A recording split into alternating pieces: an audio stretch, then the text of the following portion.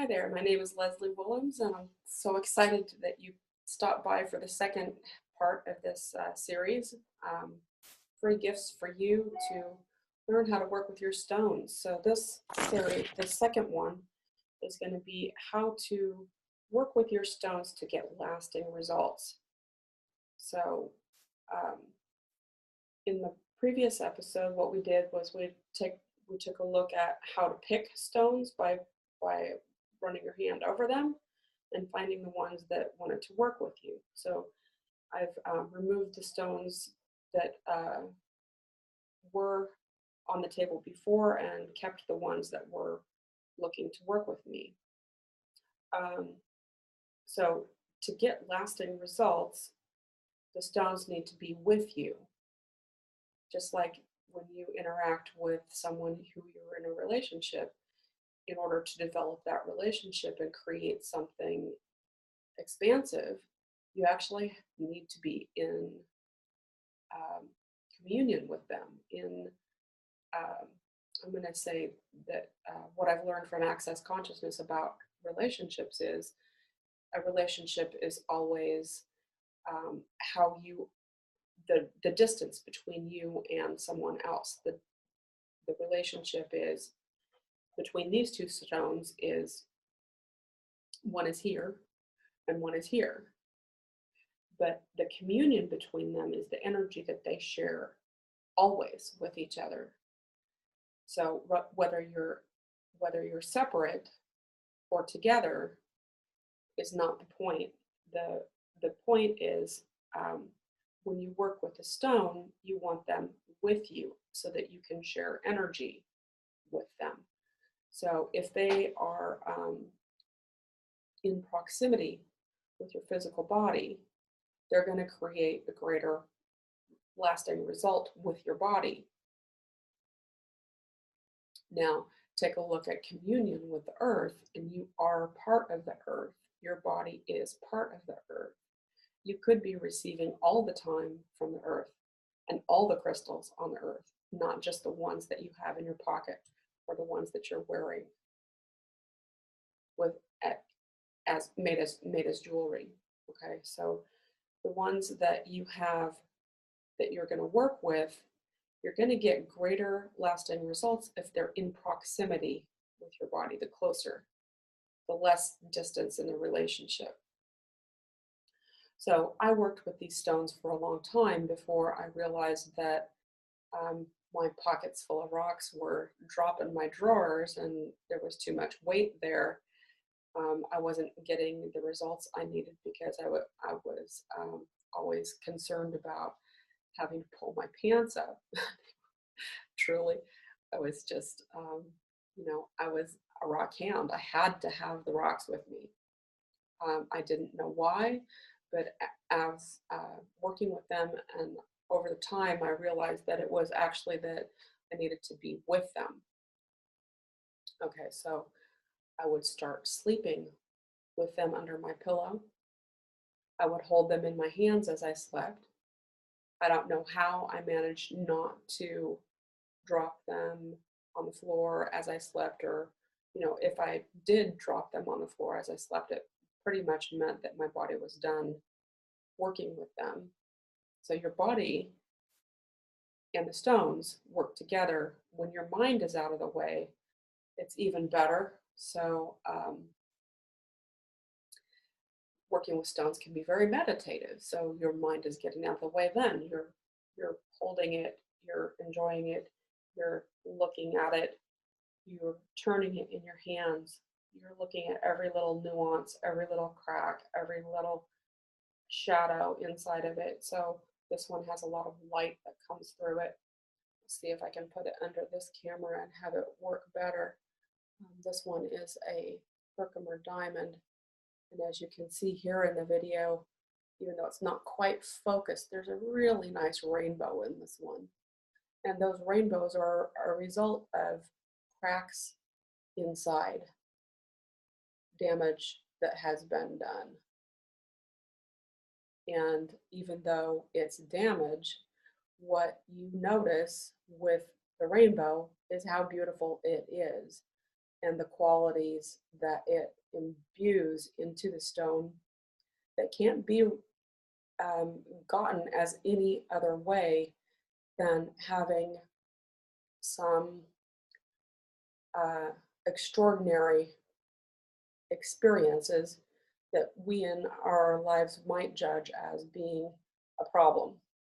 So it reminds you, take a look at what you've got going on that you think is a problem and look for the rainbow, because this will remind you of who you are and that you're not damaged and that everything that you experience is a contribution to you and the beauty that you are and the colors that are held in your aura. So people who are psychic might be able to see that when you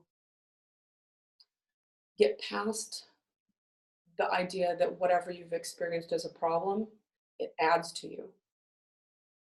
Okay. So this stone, what I'm going to do to work with it is simply put it in my hand. Put it right on my hand chakra.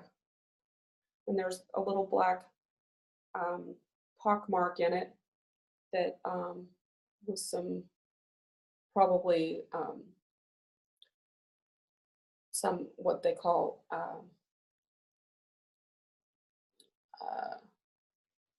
bedstone, or whatever it was found in, whatever it was attached to, or the clay that it might have been in. Anyway, it's not a problem that there's a little black mark on there. That adds to it. Okay, so I'm just receiving energy from the stone. And I can place my hand chakras together. So I'm going to kind of do this a little bit slowly. So I'm going to just circle my other hand chakra over the top of that stone. And it's bringing the energy from the stone into this hand and all the way up my body.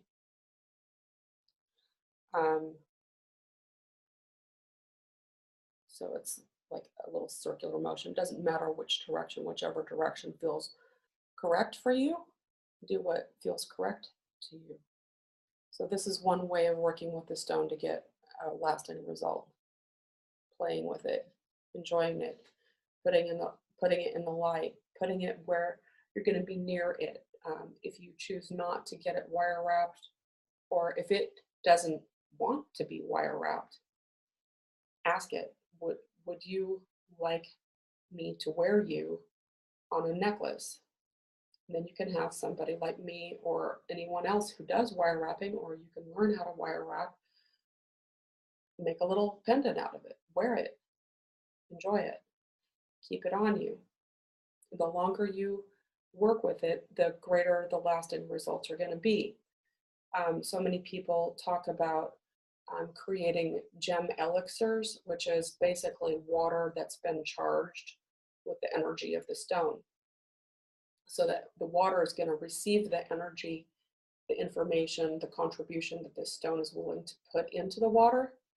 And the easy way to do this is to wear it. Your body is mostly water. So you're putting it, you're creating your gem elixir the easy way. Don't bother with all that other stuff unless you really, really want to have fun with the ritual of the thing. But it's a lot of extra trouble, a lot of extra work, a lot of extra waiting, and then you're supposed to drink the water. Now, some stones have minerals in them that you don't want to ingest in your body, like copper, aluminum, cadmium, all these different kinds of things, sulfur, maybe, but most people say that you shouldn't actually wear sulfur. If it's super hard, like bumblebee jasper, the polishing will make it so that it shouldn't leach anything into your skin, especially if you're wearing it over the top of another fabric like this. Maybe you don't want to wear bumblebee jasper this way. Take a look at what it says on the internet about what stone it is that you're purchasing and whether or not you want to soak that in water or not. Your body is water. Again, wear it next to your body. You're going to be creating an elixir that's super safe. You'll never have to worry about ingesting the wrong minerals because you're wearing it on your body and your body's receiving the energy from it.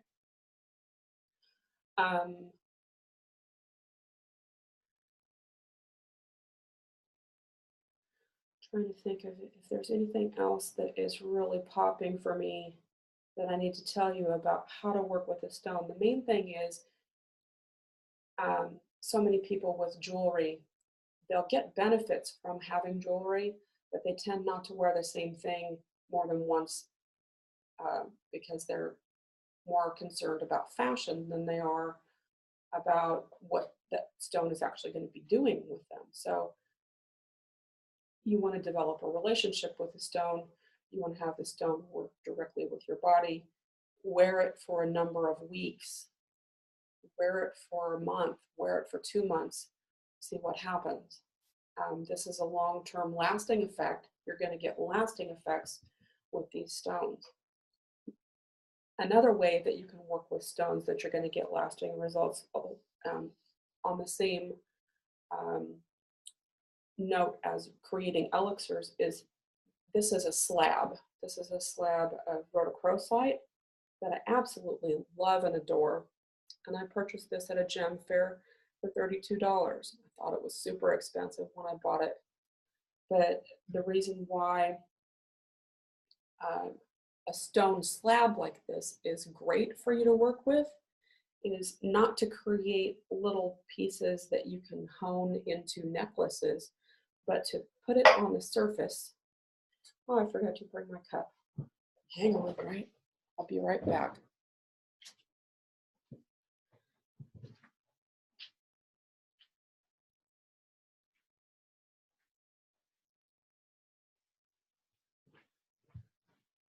Like I said, you can't do it wrong. Okay, so here we have how I would use this slab is to place my coffee cup, whatever liquid I'm going to be drinking out of, place it right on there. So that's how I use it.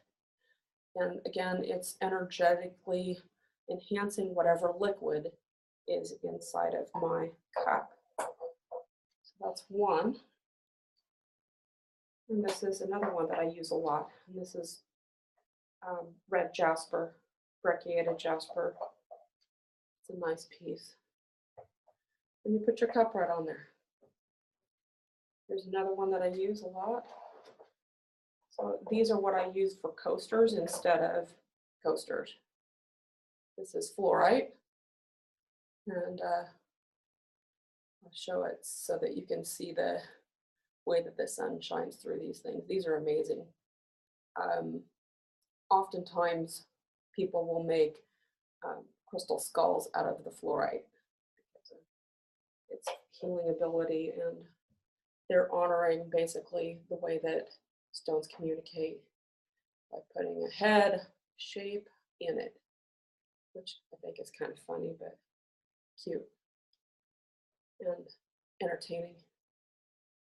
Because you don't really need the stone to have a face to be able to talk with it or communicate with it.